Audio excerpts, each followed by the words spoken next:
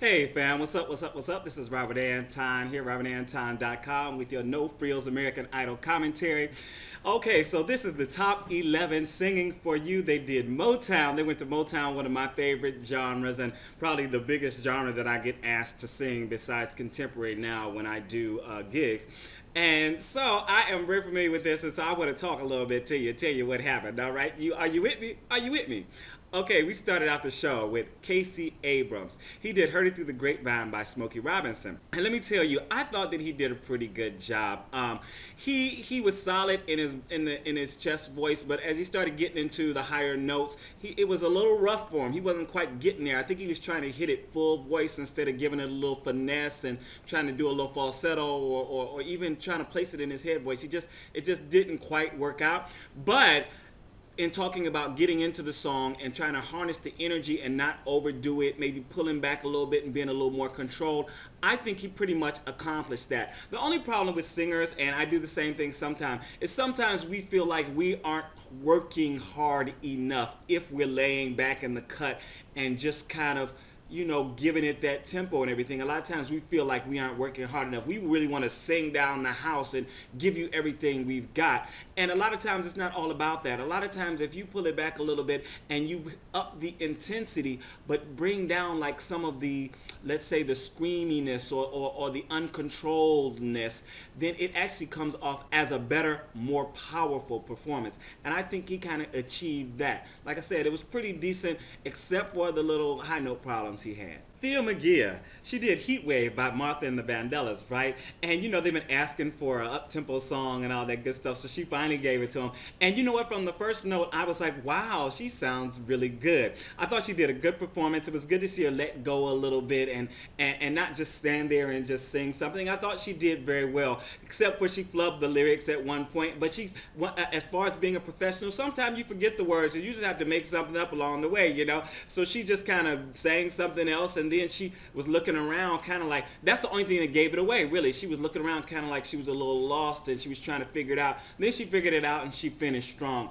But if it wasn't for you trying to find yourself, most of us wouldn't have known. Most people don't know all the words. They don't know. So if you just had made something up and just kept going without just looking like you knowing what you're doing, nobody would have noticed. I think that was the big mistake, that she was actually showing that she was a little lost. She should have just been thinking about where to get back on, and then it would have been a perfect performance. So Jacob Lusk did "You're All I Need to Get By" Marvin Gaye and Tammy Terrell, right? And oh my God, let me tell you guys, he knocked this one out of the park. I sometimes feel like he can do no wrong, even though he has made mistakes, especially in his key changes and stuff. But for this performance, he pulled it back. He measured his performance. He gave us a little bit and pulled it back. Gave us a little bit. He was like a fisherman, just out there, just pulling us in. And it was just so amazing. He gave a little bit of comedy. I find him funny, some of the stuff he does anyway. But he was just, he had several moments within the song in such a short period of performance time. When people are applauding 3, 4, 5 times in a song, you know that you have really got it. You know what I'm saying? Especially in less than 2 minutes. And he really had it going on. He didn't even go into his really high notes for this performance, but it was still just amazing. The only performance I've seen of him that has been better was "God Bless the Child." And this was even more controlled, but I guess it just didn't hit me so much to the core. That one, it took me by surprise, and it just made me, but this one was just a perfect performance. Right now, for this show, the performances are really stepped up and they are going so well. Alaina did "You Keep Me Hanging On," and I thought it was, pretty good. I didn't think it was great. She looked okay. She kind of related to the audience and stuff, but it was just okay for me. It was no wow moment. There was nothing magnificent. It was just okay. Yeah. Stefano Langone did "Hello" by Lionel Richie. I love Lionel Richie, and a lot of people say I sound like him sometimes, which is a huge compliment. But Stefano, he was good. I will say that he ended really, really well. The last third of his song was excellent, very touching, very expressive. I think in the beginning he was very precise and very mechanical. His eyes were giving us a little something, but I think he was concentrating on keeping his eyes open, and so he wasn't really relating. And I think they gave J-Lo was giving some really good critiques and some really good advice today. I don't know what happened, but she is really stepping it up. And I think one of the things she talked about was connecting to the audience. And I think if you think about connecting to the audience instead of thinking about not closing your eyes, Stefano, then you will get it more. If you think about expressing what you express and relating to the people in the audience, if you pick and you say, every time I feel like I'm about to go into myself, because usually when you're closing your eyes up as a performer, you're going into yourself and you're feeling this emotion instead of giving it to the audience and sharing it. So you are pulling it here and we can watch you and enjoy your voice, but we want to be a part of the performance. So as a performer, you want to relate and you want to look at the people. So whenever one feels like, or a person feels like, a performer, you, Stefano, or you, a person who are watching this, when you feel like you are ready to you're really into it and you're feeling it, remember that I'm into it, I want to share it. So look at somebody. You can't help but open your eyes if you look at somebody. Each time you feel that and start to relate what you're saying to that person in the audience. Once you start doing that, even if you don't look them in the face, because remember, you usually when you're performing, you have all this light on you, so you can't really a lot of times make out all the faces. But if you see yourself looking at the shadows of these people and thinking that you're looking into their eyes. A lot of times people will feel like you're looking into their eyes, even though you're looking just to the left, you're looking at their forehead, you're not really finding them, but you are getting that connection across. That energy that you got is going out. And I think in the beginning of his performance, the problem was he was thinking more of not closing his eyes instead of actually relating to people and giving them this performance. I think if he gets over that, he will be almost, again, there are so many great performers in this season and in this top 11 that it's really going to be hard for a bottom three, and it's really going to be hard to send somebody home. He was just great. He was great. It's just those little things. And yeah. Haley Reinhart, she did You Really Got a Hold of Me, Smokey Robinson and the Miracles, right? And, I think she did pretty good. Once again, the end of her performance was the best, when she got rolling and she got into who she is. I think the thing with her and the reason, America isn't getting her is because she has so many different sounds and so many different things that she can do that she doesn't know how, and she doesn't know how to merge them. She hasn't figured out how to quantify the best things in her voice and make them for one total packaged performance. When she gets that, if she gets that before she gets off of American Idol, I think that she'll start to roll along a little better, but she's just not there yet. Sometimes she has this real good bluesy country kind of Bonnie Raitt kind of thing going on. Sometimes she's got the Janis Joplin kind of thing going on. She can do like a little bit of R&B, a little bit of this, a little bit of that, but she's not really putting it all together and presenting it to us. And I think that's what she needs to figure out in order to really move ahead as a performer, as an artist, and in the competition. Scotty McCreery did For Once in My Life by Stevie Wonder, or he said the Stevie Wonder version, because a lot of people have done the song. But there's just no really way to say it. I mean, I thought that it was just not good. I just didn't like it.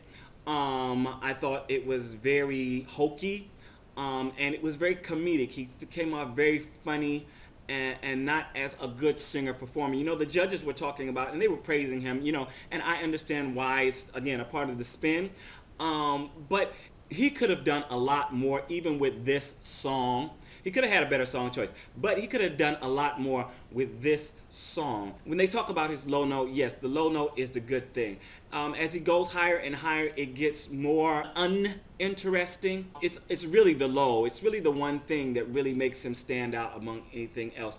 And he has to be able to do more than that as like a full American Idol, as a winner. And I just don't think he's going to get there. Paul McDonald did Tracks of My Tears by Smokey Robinson and The Miracles, right? And you know, they were talking about him making it his own and all that. So he picked up the guitar, you know, and did a really nice rendition, actually.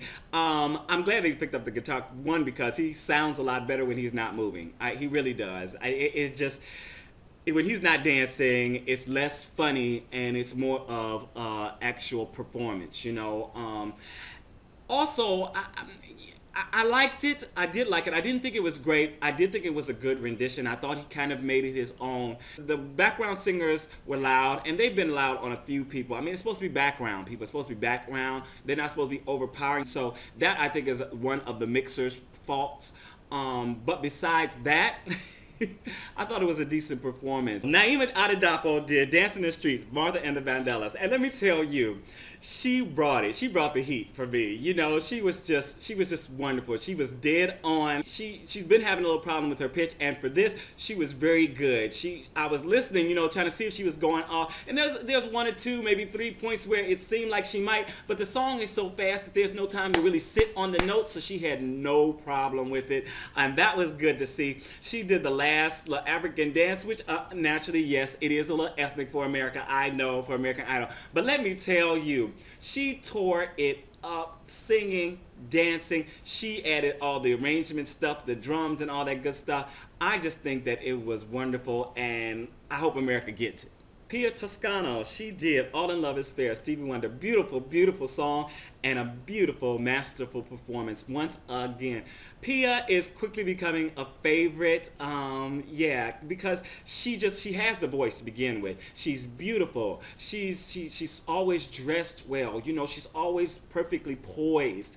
And she really gives it in her performance. She gives the drama. She gives the emotion. She gives just everything.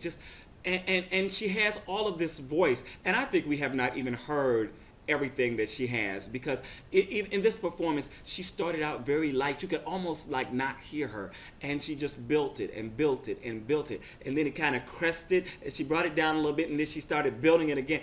It was just amazing, and just once again, a perfect performance from Pia.